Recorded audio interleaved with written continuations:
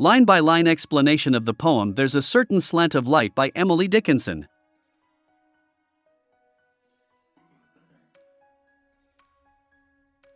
Line 1. There's a certain slant of light. In this opening line, the speaker introduces a specific kind of light, one that seems to have a unique and significant effect on the observer. The phrase certain slant suggests an angle, emphasizing that this light is distinct, perhaps unusual, and holds a special quality that distinguishes it from other types of light. Line 2. Winter afternoons. The light described in the first line is associated with winter afternoons. The mention of winter suggests coldness, barrenness, and a lack of warmth, both physically and emotionally.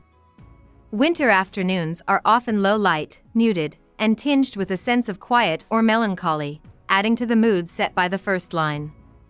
Line 3. That oppresses, like the heft. This certain slant of light is described as oppressive. The word oppresses conveys the heaviness and emotional burden it brings. The comparison to the heft suggests that the light carries weight, not in a literal sense, but in an emotional or psychological way that feels difficult to bear. Line 4. Of cathedral tunes.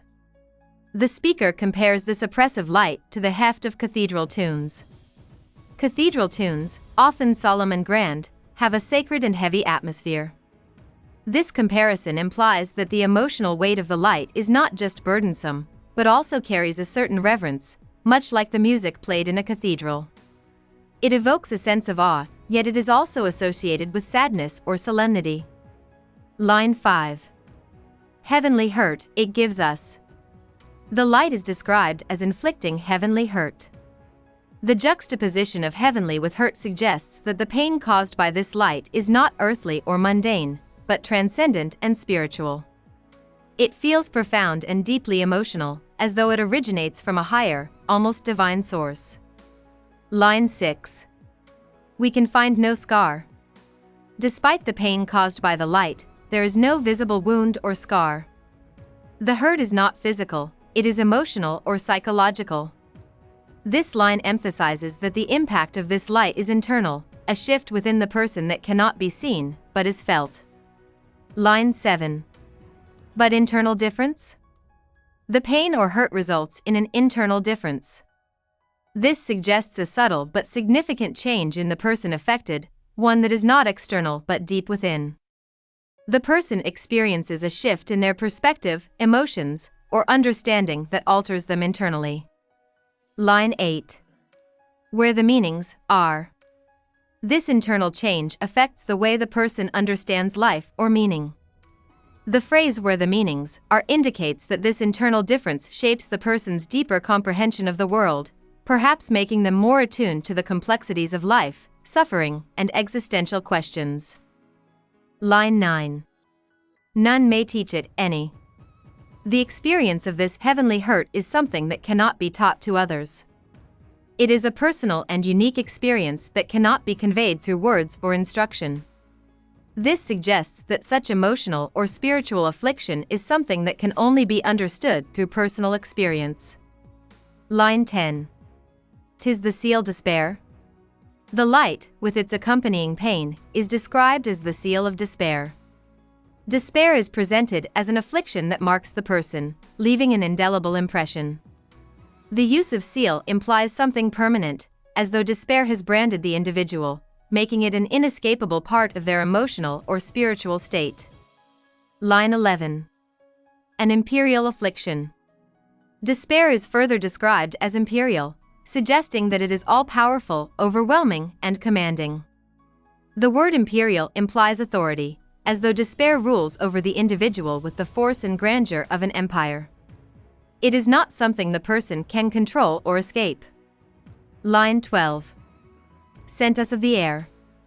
Despair is described as sent us of the air, which suggests that it is an external force, one that comes from an intangible, almost ethereal source. This idea of despair being sent of the air implies that it is beyond the person's control, almost as if it is a divine or natural affliction that cannot be avoided or predicted. Line 13. When it comes, the landscape listens. When this light, and the emotional burden it carries, appears, the entire landscape listens. The personified landscape suggests that the world around the speaker becomes still and attentive, as though it recognizes the presence of this profound emotional experience. Nature itself seems to acknowledge the weight of the speaker's emotional state. Line 14. Shadows hold their breath. The shadows are described as holding their breath, indicating a sense of suspension, tension, or waiting. This line enhances the stillness that envelopes the scene, suggesting that the entire environment is in a state of quiet anticipation or awe in the presence of this emotional heaviness. Line 15. When it goes, 'tis like the distance. When the light and its emotional burden leave, it is compared to the distance. This distance conveys a sense of emptiness or separation, as if something profound has been lost or is no longer within reach. The emotional departure is marked by a feeling of detachment, as though the speaker has been distanced from something essential. Line 16. On the look of death. The final line compares the departure of the light to the look of death.